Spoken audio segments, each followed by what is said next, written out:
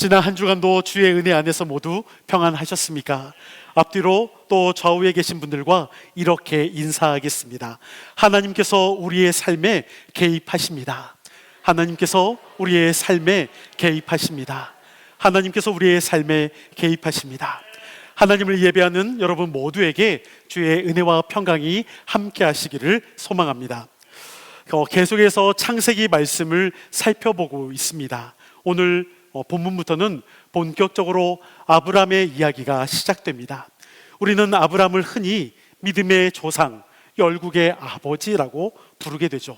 성경에서 믿음의 사람 하면 가장 떠오르는 사람이 아브라함일 것입니다. 2번 말하면 잔소리요, 3번 말하면 입이 아프겠죠. 그런데 성경을 자세히 보면 아브라함이 처음부터 늘 믿음이 강했던 사람은 아니었습니다. 특히나 오늘 본문은 오히려 아브라함의 연약함, 부족함, 실수, 어떻게 이러한 사람이 믿음의 조상이야라고 할 만큼 참 찌질해 보입니다. 아브라함은 애굽으로 내려가면서 아내 사레를 우리가 잘 아는 것처럼 뭐라고 했습니까? 누이라고 했습니다. 왜 그렇게 했을까요? 본문 11절부터 13절까지의 내용을 보면 아브라함은 자기가 살기 위해서 그렇게 부르겠다 말합니다. 참 찌질합니다. 어디 여행을 갔는데 외국인들이 우리 아내가 너무 예뻐서 내가 생명의 위협을 느끼게 되어 제발 누이라고 하자, 이렇게 찌질하게 굴면 우리 여자분들 이런 남편과 함께 살아갈 수 있겠습니까? 이런 생명의 위협을 받아본 적이 없어서 잘 모를지도 모르겠습니다. 아무튼 신뢰가 깨지지 않을까 싶습니다. 저는 우리 남편분들 오늘 하루는 집에 가서 당당하게 있어도 될 것 같습니다. 그래도 우리는 아내를 누이라고 속일 만큼 그렇게 찌질하지는 않기 때문입니다. 이러한 감사합니다, 장로님. 이러한 사람이 어떻게 평소에 우리 권사님께 이렇게 많이 힘들었는지 우리 장로님의 한탄의 그 목소리가 아멘처럼 들려 나왔던 것 같습니다. 이러한 사람이 어떻게 믿음의 조상이라 불릴 수 있는지 한편으로는 참 충격적입니다. 그렇다면 여러분, 사레는 얼마나 아름다웠기에 아내를 누이라고 불러야만 했을까요? 당시 사레의 나이가 몇 세냐면 65세입니다. 하란을 떠날 때 아브람의 나이가 75세였고 아브람과 사레가 10살 차이가 나기 때문에 지금 사레는 65세입니다. 우리 65세 이상 드시는 드지는 마시고 그냥 다 이쁘십니다. 65세도 얼마든지 이쁘고 이쁩니다.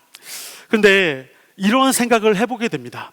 혹시 아브라함이 개인적인 미의 기준이 좀 독특하다거나 좀 시력이 안 좋나 싶기도 하고, 또는 객관적인 기준이 아니라 그냥 자신의 아내이기 때문에 주관적인 감정으로 인해서 예쁘다고 한 것은 아니냐, 이렇게 생각해 볼 수도 있습니다. 그런데 14절과 15절의 말씀을 보면 단지 아브람만 사레를 아름답다 말한 것이 아니라 애굽의 사람들, 고관들, 심지어 애굽의 왕 바로조차도 아내로 삼을 만큼 아리답다라고 말했습니다. 그 학자들이 이거에 대해서 참 그 기준을 제시하는 게 쉽지 않다라고 말합니다. 그런데 오늘 본문에서 더 심각한 문제가 있습니다. 그러니까 단순히 아내를 누이라 속였다는 도덕적인 문제를 넘어서는 것, 그것은 바로 하나님의 약속이 파기되는 그러한 위기 가운데 처했다는 사실입니다. 그렇다면 먼저는 하나님의 약속이 무엇인지를 살펴보는 것이 중요하겠죠. 우리 창세기 12장 1절과 2절 말씀을 함께 읽어보겠습니다. 시작. 여호와께서 아브라함에게 이르시되 너는 너의 고향과 친척과 아버지의 집을 떠나 내가 네게 보여줄 땅으로 가라. 내가 너로 큰 민족을 이루고 너는 복이 될지라. 아멘. 하나님은 아브라함에게 땅과 민족에 대해 약속을 주셨습니다. 내가 너에게 보여줄 땅으로 가라. 내가 너로 큰 민족을 이루겠다. 땅과 민족에 대한 두 개의 약속을 말씀하셨죠. 혹시 PPT 한 번만 또 보여주실까요? 아브라함의 여정이 혹시 지도가 있을까요? 네. 갈대아 우르에서 저쪽 왼쪽에 약속의 땅 가운데 가야 하는데, 가는 도중에 저 위쪽에 보면 하란이라는 곳에 들려서 약 10년의 세월을 보내고 나서야 아래로 내려옵니다. 약속의 땅 가나안 땅으로 오게 됩니다. 그런데 약속의 땅에 도착하자마자 문제가 생겼습니다. 어떤 문제일까요? 우리 본문의 10절 말씀을 함께 읽어보겠습니다. 시작. 그 땅에 기근이 들었으므로 아브라함이 애굽에 거류하려고 그리로 내려갔으니 이는 그 땅에 기근이 심하였습니다. 아멘. 약속을 따라 왔는데 가나안 땅에 뭐가 들었습니까? 기근, 가뭄이 들었습니다. 결국 아브라함은 하나님께 묻기보다 자신의 판단으로 어디를 선택하냐면 애굽으로 방향을 틀게 됩니다. 그런데 살기 위해 애굽에 왔죠. 왜냐하면 약속의 땅에 왔지만 기근 때문에 살 수가 없으니까 방향을 틀어서 애굽에 갔는데, 애굽에 가서 또 문제가 터집니다. 어떤 위기의 상황이 있습니까? 그건 앞에서 말한 대로 아내 사레가 너무 아름다워서 애굽의 사람들이 자신을 죽이고 아내 사레를 데려갈까 봐 누이라고 속이자 제안합니다. 참 찌질합니다. 그런데 여러분, 이 아브라함의 찌질함이 여기서만이 아닙니다. 창세기 20장에 가면 또 나옵니다. 그때는 애굽이 아닌 블레셋 땅에 들어가서 거기서도 사레를 누이라고 또 속입니다. 더 웃긴 것은 뭔지 아십니까? 좋은 것만 배워야 하는데 아들 이삭도 창세기 26장에 가면 자신의 아내 리브가를 누이라고 합니다. 부전자전입니다. 그렇다면 누이라고 속인 그 결과가 무엇인지 오늘 16절 말씀을 함께 읽어봅니다. 시작. 이에 바로가 그로 말미암아 아브람을 후대함으로 아브람이 양과 소와 노비와 암수 나귀와 낙타를 얻었더라. 아멘. 바로는 아브람이 사레의 가족이라 여겼기에 아브람을 후대했습니다. 동물과 종을, 노예를 얻었습니다. 당시 동물과 노예를 얻었다는 것은 살림 미천을 두둑하게 챙겼다는 것이죠. 요즘 시대로 본다면 로또 맞은 것입니다. 그렇지만 그게 다 무슨 소용입니까? 지금 누가 없어요? 아내가 없어요. 아브람의 마음은 걱정과 두려움 속에 있었습니다. 사레를 빼앗긴 것도 지금 고민인데 찾아와야 하는데 어떻게 찾아올 수 있을까요? 왕에게 지금 뺏겼는데 이제 진짜 가서 실은 내 아내였다, 누이가 아니었다라고 말하면 오히려 그때 가서 더 죽을 수도 있는 위기의 상황이 있게 됩니다. 그러니까 이러지도 못하고 저러지도 못하는 문제만 더욱 커진 상황입니다. 옷을 우리가 입을 때 위에서부터 단추를 잘못 끼우면 아래까지 계속 잘못 끼울 수가 있죠. 마찬가지로 지금 아브라함 가운데 가나안 땅으로 틀고 와서 아내를 누이라 속이는, 또한 이렇게 심각한 상황 가운데 계속해서 빠져버리죠. 처음 가나안 땅에 도착하고서 아브라함이 마주한 기근은 단순한 자연재해가 아니었습니다. 이것은 하나님께서 그의 믿음을 시험하는 저울일 수도 있습니다. 그런데 눈앞에 드러난 현실 상황, 문제는 하나님의 약속보다 더 크게 보였습니다. 하나님보다 더 두려웠고 더 거대해 보였습니다. 그러니 하나님께 묻지 않았죠. 자신의 판단에 따라 애굽으로 갔던 것입니다.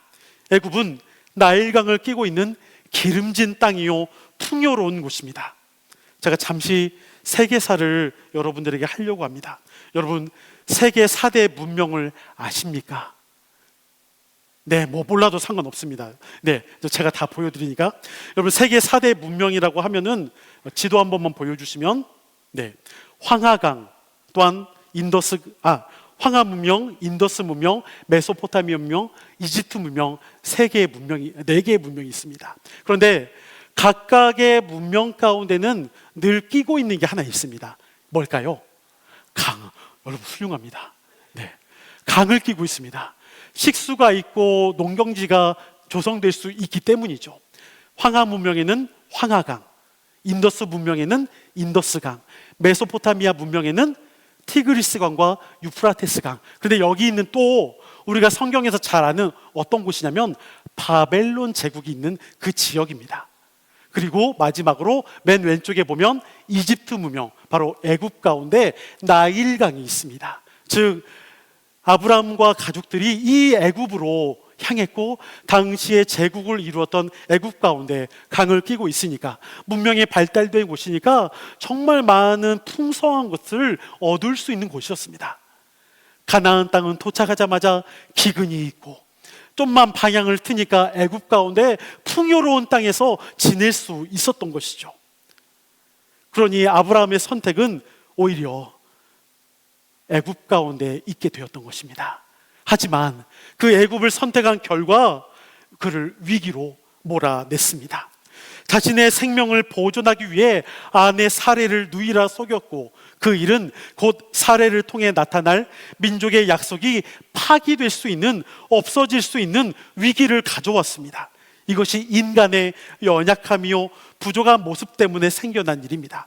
제가 앞에서 여러 차례 아브라함을 놓고 참 찌질하다라고 말했는데 이런 모습이 과연 아브라함만의 모습일까요? 때로는 저의 모습입니다. 때로는 죄송하지만 여러분들의 모습일 수도 있습니다.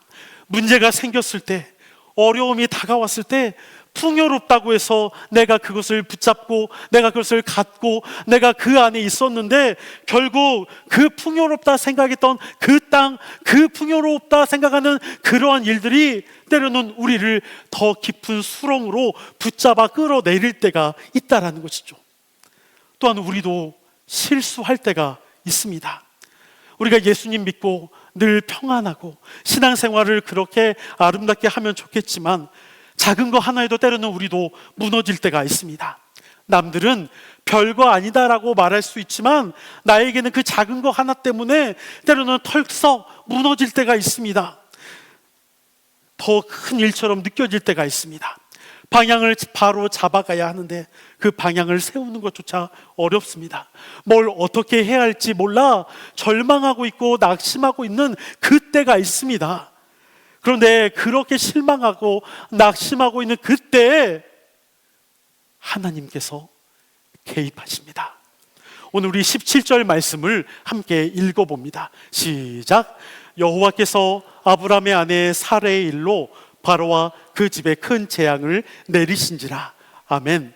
연약한 아브라함이 어떻게 할 수가 없으니까, 바로에게 찾아가 내 아내 달라라고 말할 수 없으니까 하나님께서 이 상황 가운데 직접 나타나십니다. 개입하십니다. 재앙을 바로의 집 가운데 내리십니다. 하나님께서 위기의 상황을 그대로 내버려 두지 않으셨다라는 것, 하나님께서 개입하셨다는 그 사실이 중요합니다. 18절과 19절에서 바로가 아브라함을 불러 말합니다. 왜 너의 아내라고 말하지 않았냐 따져 묻습니다. 저는 이 말이 꼭 하나님께서 아브라함에게 말씀하고 있는 것 같습니다. 왜 너의 아내 사레를 아내라고 하지 않았냐? 내가 너에게 했던 약속을 잊었냐라고 물어보는 것 같습니다. 여기서 우리는 한 가지 중요한 사실을 돌아봐야 합니다. 왜 하나님께서 이 상황에 개입하고 있을까요? 그냥 연약한 아브라함을 치워버려도 됩니다. 그냥 새로운 사람을 사용하셔도 됩니다. 하나님의 뜻대로 그냥 다른 누군가를 새롭게 세워 하나님의 일을 하셔도 됩니다. 그냥 아브라함, 너 내 말 안 들었으니까 꼴 좋다, 아내마저도 뺏기고 그냥 내버려도 상관없습니다. 그런데 왜 하나님이 직접 이 상황에 개입하고 계실까요? 하나님은 자신이 했던 말을, 약속을 지키시기 위해 스스로 직접 이 상황에 개입하셨습니다. 언약은 아브라함의 신실함에 기초하는 것이 아닙니다. 언약은 하나님의 일방적인 열심과 신실하심에 기초합니다. 하나님은 아브라함의 비겁함, 그 연약함에도 불구하고 자신의 구원 계획을 결코 멈추지 않으셨습니다. 때로는 우리 가운데도 멈춰 서 있고 절망하고 있고, 때로는 우리도 하나님의 약속을 포기하고 있는 그때에도 하나님은 결코 멈추지 않으신다는 사실입니다. 우리 본문 20절 말씀을 함께 읽어보겠습니다. 시작. 바로가 사람들에게 그의 일을 명하매 그들이 그와 함께 그의 아내와 그의 모든 소유를 보내었더라. 아멘. 애굽에서 얻은 모든 소유를 가지고 아브람과 사레는 애굽에서 빠져나왔습니다. 이 모습은 꼭 모세가 이끌었던 출애굽을 연상케 합니다.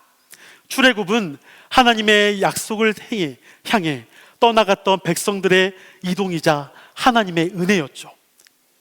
오늘 아브람과 사레 역시도 하나님의 약속을 향해 다시 떠나는 미니 출애굽 같습니다. 출애굽기에서 여러분 10가지 재앙을 통해 하나님께서 직접적으로 개입하셨던 그것처럼 오늘 바로의 집에도 하나님께서 재앙을 내리면서 직접적으로 개입하고 계십니다. 하나님은 그렇게 우리를 다시 약속의 땅으로 이끌어 가십니다. 우리는 실패했다고 여겨질 수 있고, 아니 왜 나에게 이렇게 그냥 내버려 두실까 생각하고 있고 절망할 때도 있지만 그 순간에 하나님이 개입하십니다. 그래서 오늘 20절에 읽었던 것처럼 재물을 얻고 다시 약속의 땅으로 가도록 인도하고 계십니다. 우리가 이 땅에서 힘들고 어려운 순간, 때로는 잠시 거류자 나그네로 살아갈 때가 있지만 우리도 실망할 수 있습니다. 절망하고 낙심할 때가 있습니다. 지금 여전히 내가 해결되지 않은 문제들이 있습니다. 어떠한 소망도 없다 생각되어지는 그때, 내가 내 힘으로 할 수 없다 싶은 그때 하나님께서 우리의 상황에 직접 나타나시고 개입하셔서 우리를 인도해 가십니다. 다시 붙들어 세우시고 이끄시는 그 하나님의 은혜를 기억하시기를 소망합니다. 절망하고 낙심하는 그 상황에서 하나님께서 선하게 우리를 이끌어 가시고 우리의 모든 상황에 직접적으로 개입하셔서 사랑하는 아들아, 사랑하는 딸아, 내가 너와 함께하고 있다, 내가 너를 붙들고 다시 나아갈 것이다 라고 말씀하시는 그 하나님의 은혜를 기억하며 한 주간도 더욱 힘있게 살아내는 저와 여러분이 되시기를 간절히 축원합니다. 이 시간 우리 자리에서 일어서셔서 창조의 하나님이 나의 아버지 함께 찬양하겠습니다.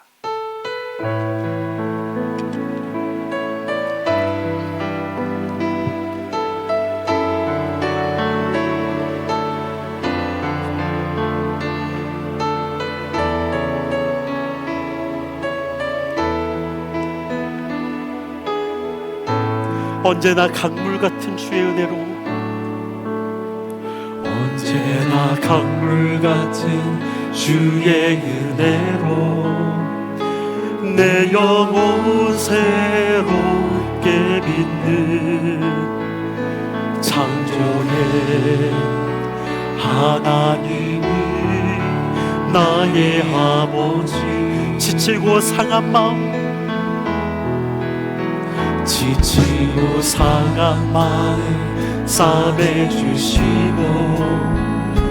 품 안에 안아주시는 위로의 하나님이, 위로의 하나님이 나의 아버지, 신실하신 하나님이,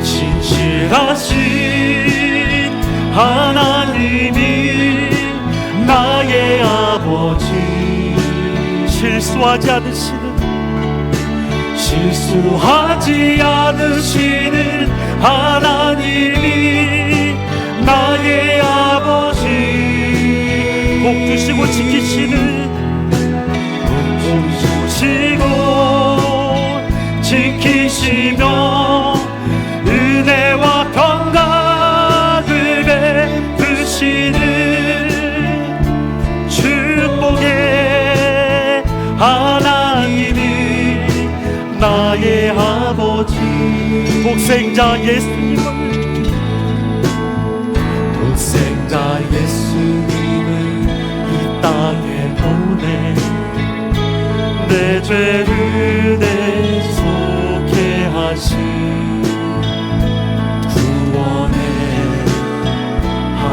하나님이 나의 아버지. 절망의 순간마다 절망의 순간마다 찾아오셔서 능력의 손으로 일하신 기적의 하나님이 나의 아버지. 신실하신 하나님이 신실하신 하나님이 나의 아버지. 실수하지 않으시는 하나님이 나의 아버지. 복 주시고 지키시며 은혜와 건강을 베푸시는 축복의 하나님이 나의 아버지. 신실하신 하나님이 신실하신 하나님이 나의 아버지. 실수하지 않으시는 하나님이 나의 아버지. 복 주시고 지키시며 은혜와 건강을 베푸시는 축복의 하나님이 나의 아버지. 그 시간 말씀을 기억하며 함께 기도하기를 원합니다.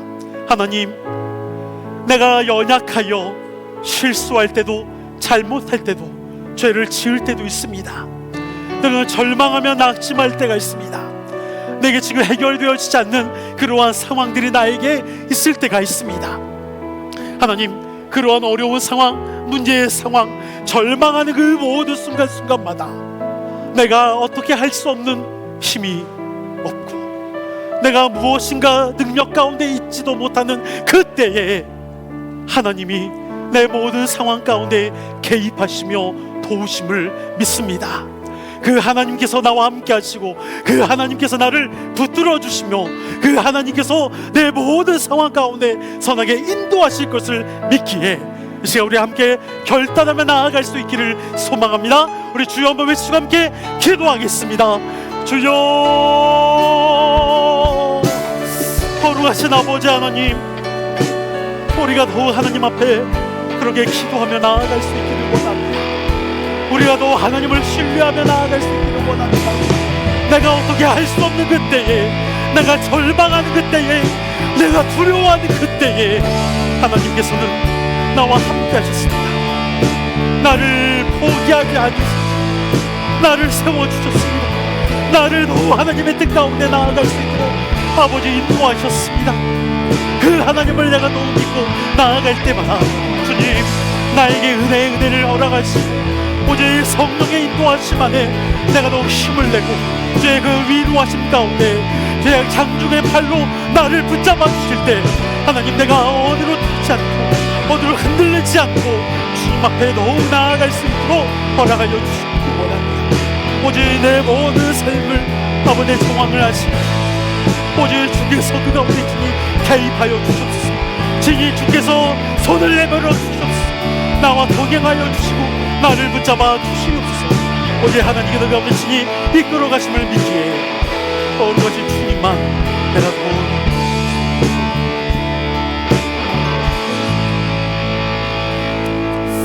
거룩하신 아버지 하나님, 우리의 삶에서 늘 평안만 또한 형통함만 있기를 원하지만 우리의 삶에서 그러한 것만 있는 것이 아니라 오히려 낙심하고 절망하며 힘들 때가 있음을 고백합니다. 하나님, 그러할 때마다 우리가 더욱 하나님을 향한 그 신뢰의 마음, 하나님께서 결코 우리를 포기하지 않으셨습니다. 그 어떤 어려운 상황에서도 하나님께서 그 직접적으로 우리에게 개입하여 주셨고 우리 가운데 더욱 힘이 날 수 있도록 인도하셨으며 우리를 절망 가운 수렁에서 건져내 주셨음을 믿습니다. 하나님, 그렇게 우리를 이끌어 주셨던 하나님께서 올 한 해 다시 매일매일 우리의 삶 가운데 그렇게 우리를 세우시고 인도하여 주시옵소서. 거룩하신 하나님만 더욱 신뢰하며 나아가는 하나님의 백성들이 될 수 있도록 우리 이 시간 온전히 주께서 은혜의 은혜를 허락하여 주시옵소서.